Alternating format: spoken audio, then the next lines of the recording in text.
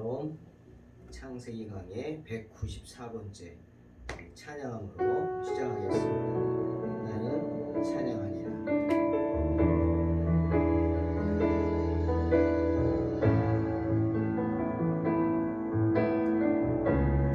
나는 찬양하리라.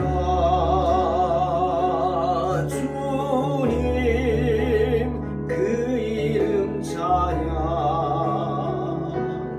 예수 크신 주 이름 나 찬양하리라.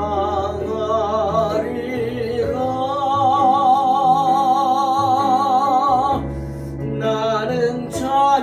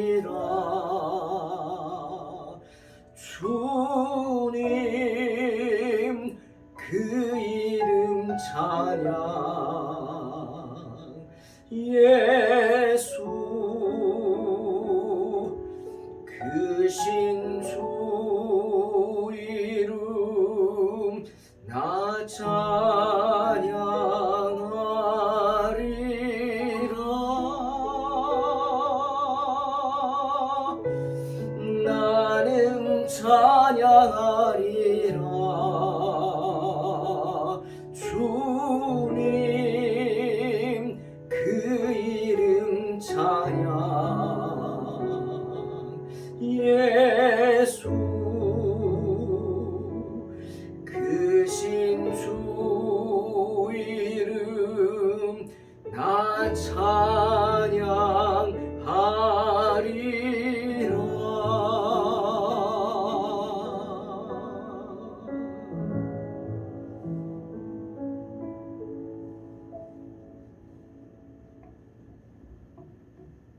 아멘. 주의 이름을 찬양합니다.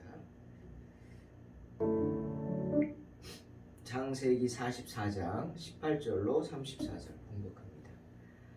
유다가 그에게 가까이 가서 가로되 내 주여 청컨대 종으로 내 주의 귀에 한 말씀을 고하게 하소서.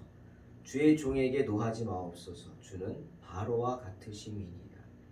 이전에 내 주께서 종들에게 물으시되 너희는 아비가 있느냐 아우가 있느냐 하시기에 우리가 내 주께 고하되 우리에게 아비가 있으니 노인이요 또 그 노년에 얻은 아들 소년이 있으니 그 형은 죽고 그 어미에 끼친 것은 그뿐이므로 그 아비가 그를 사랑하나이다 하였더니 주께서 또 종들에게 이르시되 그를 내게로 데리고 내려와서 나로 그를 목도하게 하라 하시기로 우리가 내 주께 말씀하기를 그 아이는 아비를 떠나지 못할지니 떠나면 아비가 죽겠나이다. 주께서 또 주의 종들에게 말씀하시되 너희 말째 아우가 너희와 함께 내려오지 아니하면 너희가 다시 내 얼굴을 보지 못하리라 하시기로 우리가 주의 종 우리 아비에게로 도로 올라가서 내 주의 말씀을 그에게 고하였나이다. 그 후에 우리 아비가 다시 가서 곡물을 조금 사오라 하시기로 우리가 이르되 우리가 내려갈 수 없나이다. 우리 말째 아우가 함께하면 내려가려니와 말째 아우가 우리와 함께함이 아니면 그 사람의 얼굴을 볼 수 없음이니이다. 주의 종 우리 아비가 우리에게 이르되 너희도 알거니와 내 아내가 내게 두 아들을 낳았으나 하나는 내게서 나간 고로 내가 말하기를 정령 찢겨 죽었다 하고 내가 지금까지 그를 보지 못하거늘 너희가 이도 내게서 취하여 가려 한즉 만일 재해가 그 몸에 미치면 나의 흰머리로 슬피 음부로 내려가게 하리라 하니 아비의 생명과 아이의 생명이 서로 결탁되었거늘 이제 내가 주의 종 우리 아비에게로 돌아갈 때 아이가 우리와 함께하지 아니하면 아비가 아이의 없음을 보고 죽으리니 이같이 되면 종들이 주의 종 우리 아비의 흰머리로 슬피 음부로 내려가게 함이니이다. 주의 종이 내 아비에게 아이를 담보하기를 내가 이를 아버지께로 데리고 돌아오지 아니하면 영영이 아버지께 죄를 지리이다 하였사오니 청컨대 주의 종으로 아이를 대신하여 있어서 주의 종이 되게 하시고 아이는 형제와 함께 도로 올려 보내소서. 내가 어찌 아이와 함께 하지 아니하고 내 아비에게로 올라갈 수 있으리이까. 두렵건대 재해가 내 아비에게 미침을 보리이다. 아멘. 사도 바울은 로마서 12장 1절 2절에서 이렇게 말씀합니다. 그러므로 형제들아 내가 하나님의 모든 자비하심으로 너희를 권하노니 너희 몸을 하나님이 기뻐하시는 거룩한 산 제물로 드리라. 이는 너희가 드릴 영적 예배니라. 너희는 이 세대를 본받지 말고 오직 마음을 새롭게 함으로 변화를 받아 하나님의 선하시고 기뻐하시고 온전하신 뜻이 무엇인지 분별하도록 하라. 아멘. 무슨 뜻입니까? 변화되어야 한다는 것입니다. 예수 믿는 사람은 변화되어야 한다는 것이죠. 예수 믿고 은혜를 받은 사람은 변화되어야 합니다. 그것도 온전히 변화되어야 합니다. 그것은 마치 사람들이 무슨 큰일을 당하면 보통 여자분들이 많이 이렇게 하죠. 기분 전환하듯이 헤어스타일을 바꾸는 그 정도가 아닙니다. 긴 머리를 삭발하고 멀쩡한 머리를 지글지글 볶고 볶은 머리를 쫙쫙 펴는 그런 정도가 아닙니다. 검은 머리를 빨강색으로 물들이듯 그렇게 겉만 변화되는 게 아닙니다. 사람들은 무슨 일이 생기면 다 같이 합동으로 모여서 몇 명이 대표로 삭발을 합니다. 빡빡 밉니다. 참 대단한 의식을 하는 것 같이 하죠. 그런데 물론 그런 것도 굉장한 각오를 가지고 할 것입니다. 하지만 겉만 그렇게 변화돼서는 안 됩니다. 온전히 변화되는 건 외모만 바뀌는 게 아니라 완전히 변화되는 것입니다. 예를 듭니다. 120kg, 100kg가 넘던 사람이 어느 날 갑자기 우리 방송이나 보잖아요. 60kg, 70kg가 돼서 돌아옵니다. 깜짝 놀라죠. 그 사람이 그 사람인가 싶습니다. 네. 칭찬하죠. 왜? 아니 그 몸무게를 줄이는 게 보통 힘든 게 아닌데 얼마나 그 사람이 결단하고 피나는 살을 빼기 위해 노력을 했으면 저렇게 됐을까? 우리는 칭찬합니다. 예.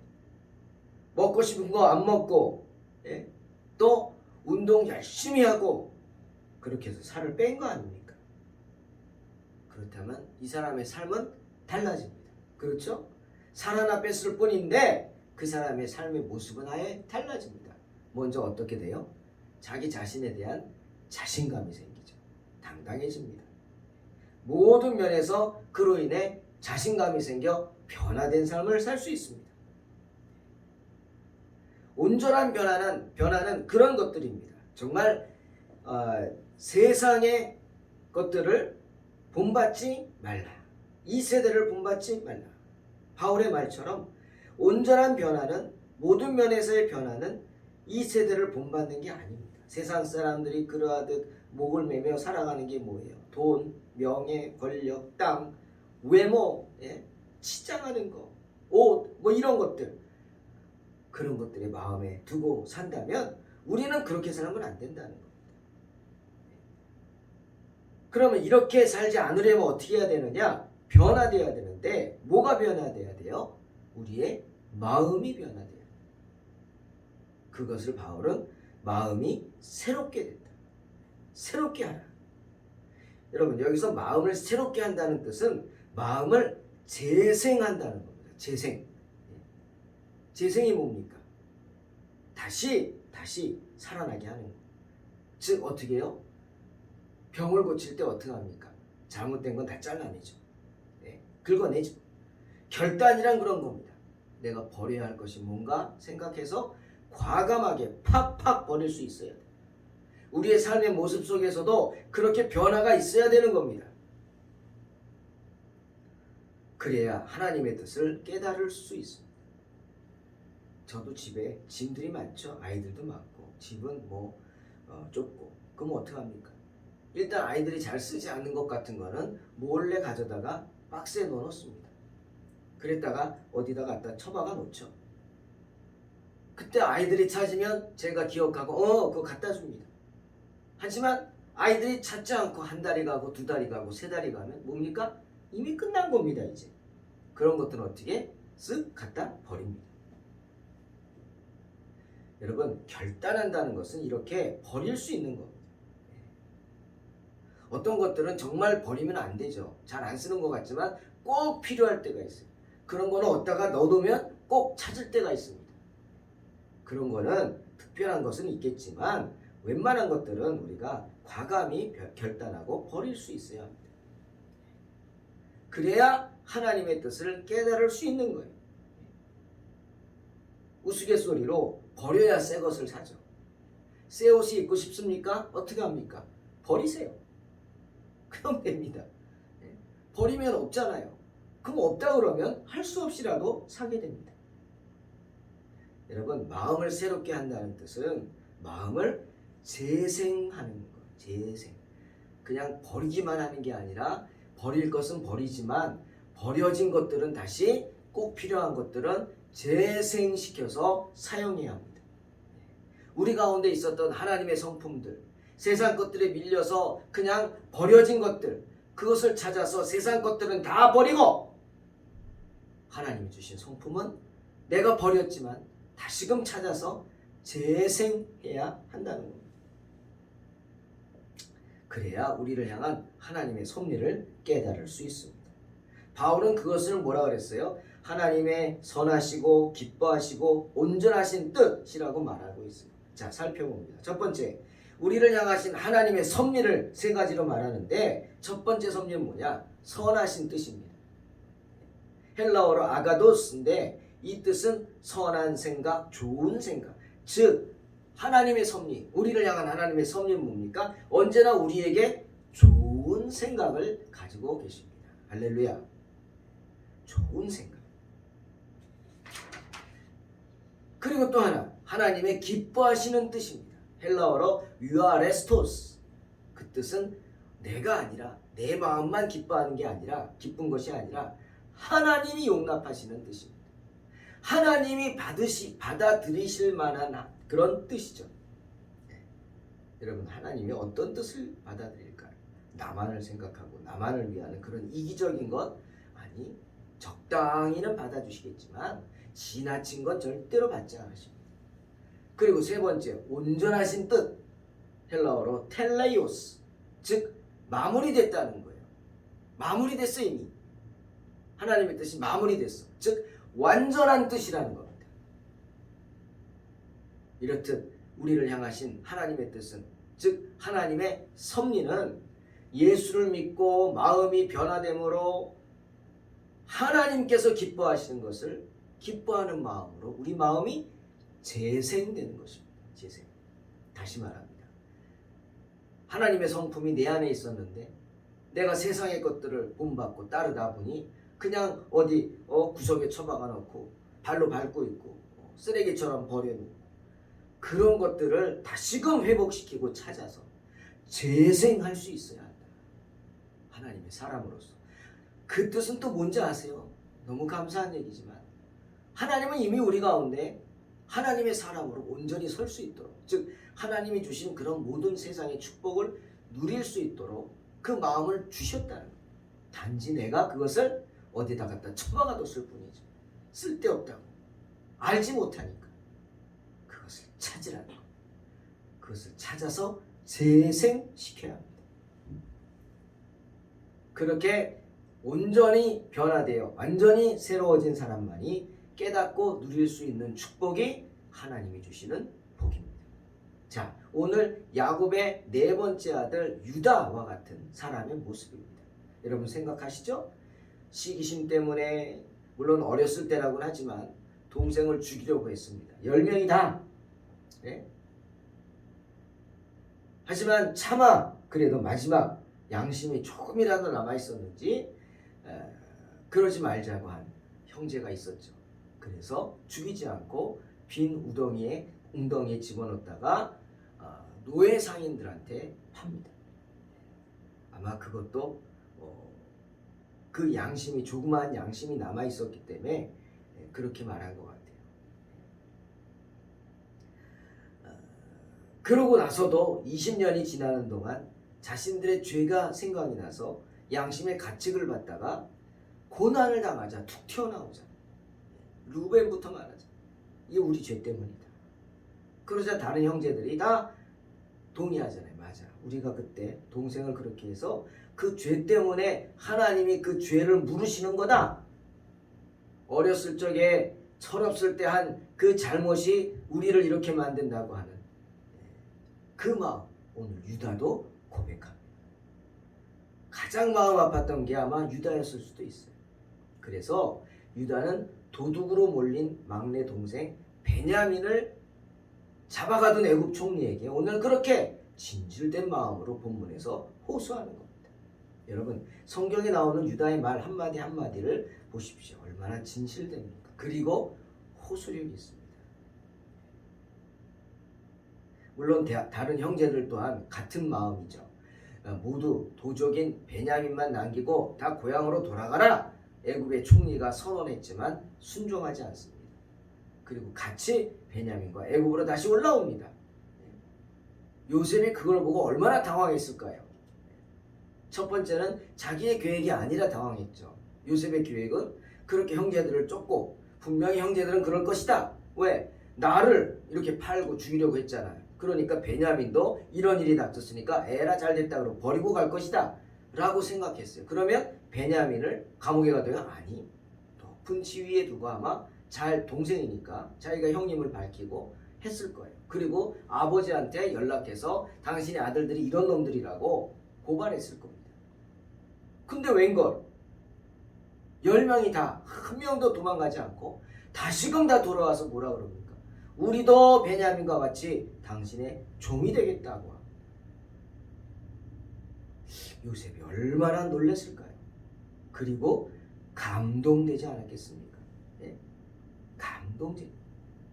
다들 우리 또 똑같이 종이 되겠다고. 우리 베냐민 이렇게 놓칠 수 없다고. 버릴 수 없다고. 지켜야 한다고. 하나같이 그렇게 말하는 걸 보고 감동을 받았을 거. 그런데 오늘 또 유다의 아주 진실된 호소력 있는 말에 요셉이 감동합니다. 유다가 말하죠. 베냐민이 자기 집에서 어떤 존재인지, 그리고 아버지 야곱에게 베냐민이 어떤 존재인지 말합니다. 30절에 아비의 생명과 아이의 생명이 서로 결탁되어 있다. 연결되어 있다. 이 한마디면 끝나죠. 31절 아이가 나와 함께 돌아가지 않으면 아버지가 충격으로 돌아갔을지도 모른다. 나는 그게 두렵다. 애절한 마음을 호소합니다. 아비가 큰일 났다. 그뿐이 아닙니다. 우리 21절 22절에서 얘기할 때 은근히 애굽의 총리를 질책합니다. 당신은 공의롭지 못하다. 이렇게 질책하죠. 정말 당당합니다. 유다가. 당신이 막내 동생을 데려오라고 했을 때 내가 분명히 말하지 않았느냐. 그 아이는 아비를 떠나지 못한다. 왜? 떠나면 아비가 죽을 것이다. 분명히 말하지 않았냐? 반문합니다. 하지만 당신 명령에 따라서 베냐민을 이렇게 데려왔는데 오히려 도둑으로 몰아서 죽이려고 하느냐? 아니다. 당신 공의롭지 못하다.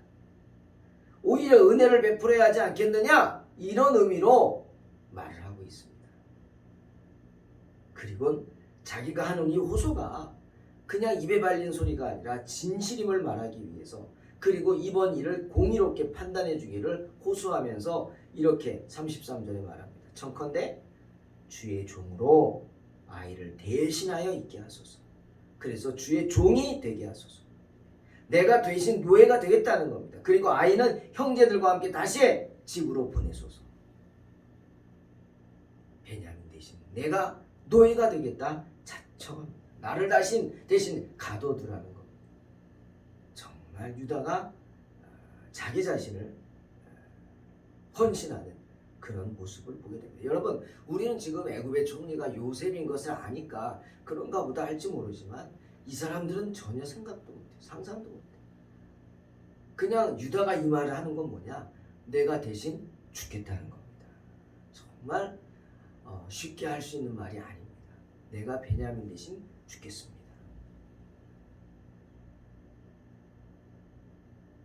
어떻게 유다가 이렇게 변화되었을까요? 여러분, 어떻게 유다가 이렇게 변화되었죠? 그냥 자기 정욕을 해결하기 위해서 창녀를 돈 주고 샀던 그런 사람인데, 그렇게 그냥 쉽게 살던 사람이 어떻게 이렇게 변화된 모습으로 동생을 위해서 내 목숨을 내놓겠다. 그것이 바로 아비를 살리는 거라고. 이렇게 변화될까?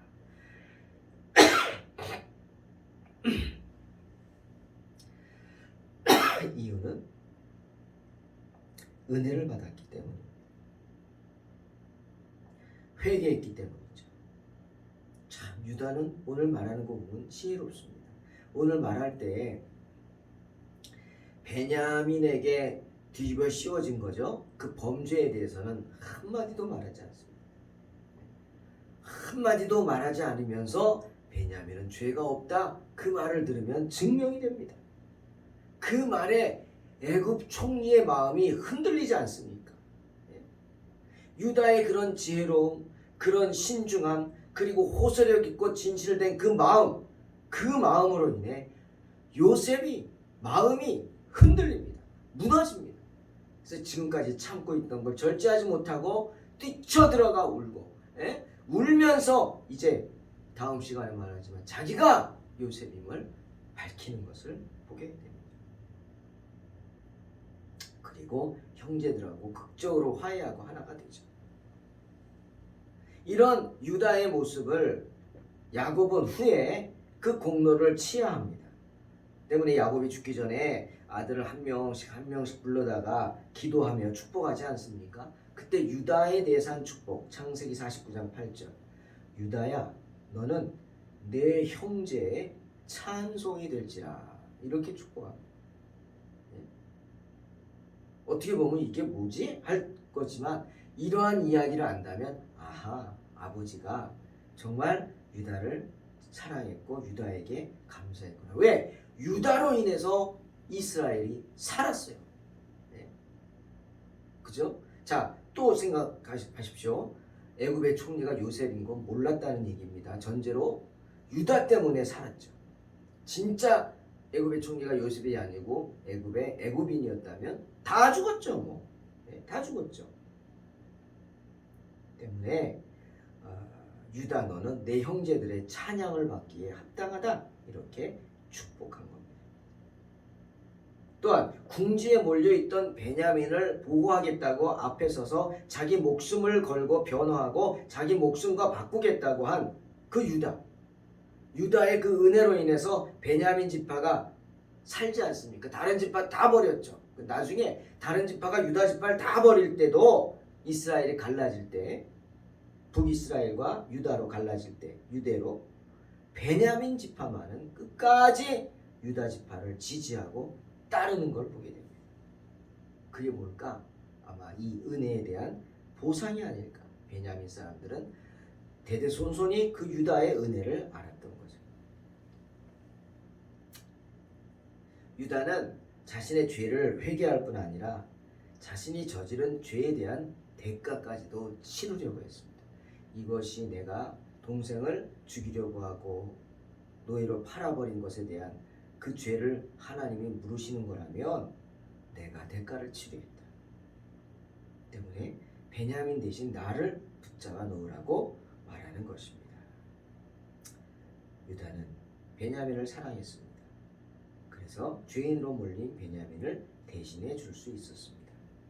사랑하는 성도 여러분, 오직 마음을 새롭게 함으로 변화를 받아 하나님의 선하시고 기뻐하시고 온전하신 뜻이 무엇인지 분별할 수 있는 사람만이 유다처럼 죽음을 두려워하지 않고 당당하게 하나님의 자녀로서 당당하게 살 수 있습니다. 유다처럼 두려워하지 않고 죄에서 용서받고 새로운 삶을 살 수 있습니다. 그러기 위해서는 어떻게 해야 돼요? 우리의 마음을 재생해야 합니다. 우리 안에 있는 하나님의 성품을 회복시켜야 합니다. 그래야므로 당당하게 험악한 인생에 맞서 싸워 승리하는 복된 성도들이 되시기를 주의 이름으로 축원합니다. 기도하겠습니다. 하나님 감사합니다. 정말 많은 죄를 지은 유다였지만 그가 변화되었습니다. 심령이 새롭게 되었습니다. 그래서 하나님의 뜻을 알게 되었고 자신의 목숨을 두려워하지 않고 그 뜻을 이루는데 헌신하려고 하였습니다.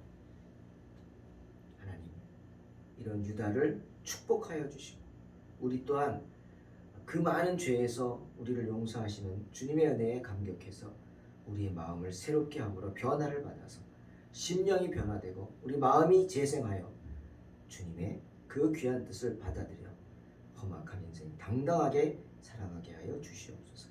예수님의 이름으로 기도하옵나이다. 아멘. 믿음으로 승리하시기 바랍니다.